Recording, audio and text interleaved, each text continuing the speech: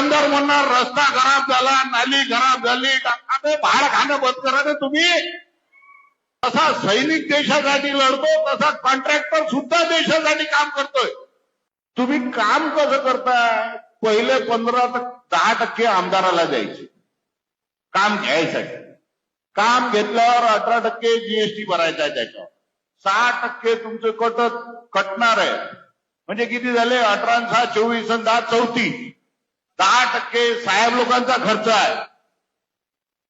44 आणि काम पैसे मिळवायसाठी परत 5% द्यायचे आहे.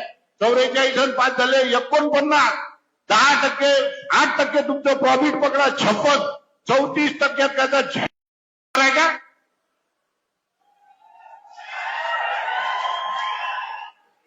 आणि वरून परत हेच आमदार म्हणणार रस्ता खराब झाला, नाली खराब झाली, अरे भाड खाणं बंद करा रे तुम्ही.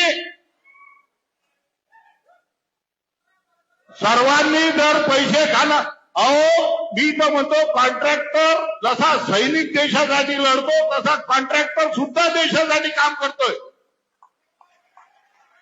आम्ही रस्ते बनवतो, आम्ही दळणवळणाचे साधनं बनवतो, आम्ही ब्रिज बनवतो, लोकांना सुविधा व्हाव्यात बनवतो. अहो तुम्ही याच्यात भाडं एवढी खाणार की त्याच्या घरचे लेकरं जगणं मुश्किल होणार आहे ठेकेदाराचे. यायचेच लेकरं मोठे करा लीडर लोकांचे, आणि त्याच्यासाठी काम करता का तुम्ही?